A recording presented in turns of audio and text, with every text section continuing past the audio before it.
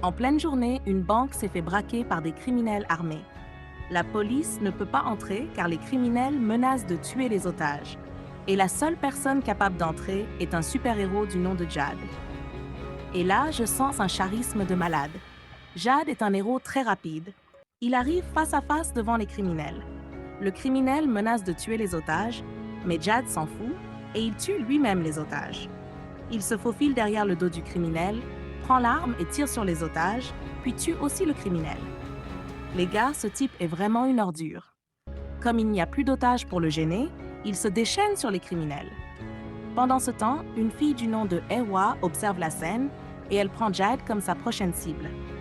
Bon, vous devez vous demander pourquoi Jad a tué lui-même les otages.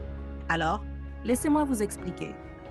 Le principe fondamental des héros est qu'entre la majorité et la majorité doit toujours être sauvée. Et ça, c'est normal.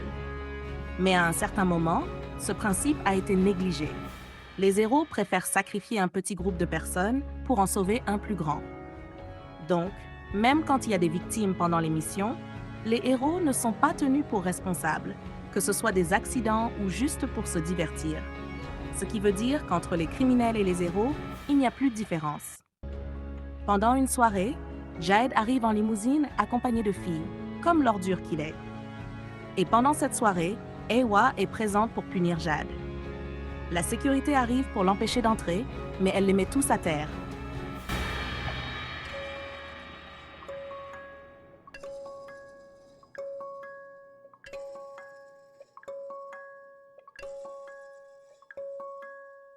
Donc là, on a la preuve qu'il ne faut jamais sous-estimer les femmes aux cheveux. Elle arrive dans une salle et trouve Jad. Elle se faufile derrière lui. Jad le remarque et l'attaque directement. Pendant que les deux filles s'enfuient, Jad est énervé et il remarque les blessures infligées par Ewa. Pour ceux qui ne comprenaient pas pourquoi Ewa tue les héros, il faut savoir que cette fille a perdu très jeune un proche, juste à cause de l'envie de divertissement des héros. Donc elle les tue un par un, en espérant tuer celui qui a tué ce proche. Donc on revient à notre combat entre Jad et Eishiwa. Le combat est intense, mais il faut avouer que Jad a clairement l'avantage. Même si Ewa fait de son mieux, Jad est vraiment plus fort.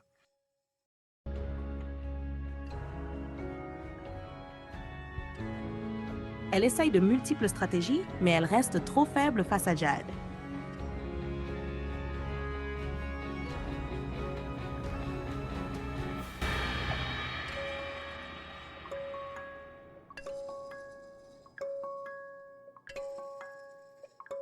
Mais à la dernière minute, Ewa prend le dessus du combat.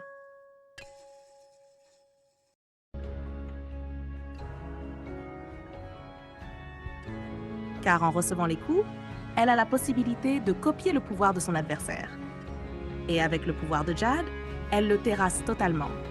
Jad voit sa vie défiler, puis tout d'un coup, Ewa le termine. Encore une fois, je vous dis les gars, ne jamais sous-estimer les personnages aux cheveux blancs. Jad étant mort, il faut donc un nouveau héros pour le remplacer. Le héros est intrigué par la personne qui a réussi à tuer Jade. Et pour trouver le tueur, il doit lécher le sang de Jad.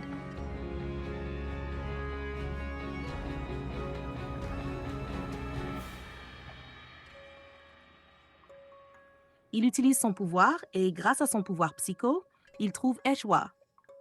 Pendant ce temps, Ewa fait de l'exercice, prend une douche et enquête sur le clan des héros et sur sa prochaine victime. Puis elle arrive dans ce qui est apparemment un restaurant. Pendant son service, elle remarque un client suspect, qui est en fait Psycho.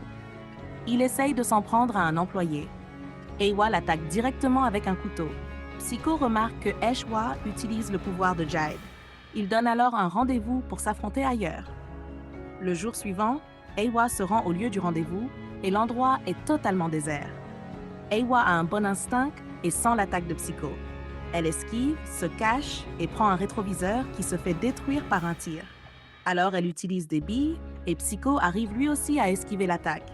Il essaye de viser encore Ewa, mais elle est déjà sur les escaliers et déjà devant lui. Il sort ses armes pour tirer, mais à chaque fois, elle arrive à le désarmer et lui file un bon coup de tête. Juste au moment où elle voulait l'achever, un autre héros apparaît.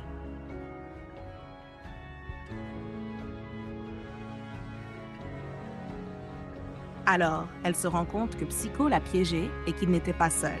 Et pour info, le nouveau héros s'appelle Viper. Et-toi engage le combat avec Viper, mais malheureusement, elle n'a plus le pouvoir de Jade.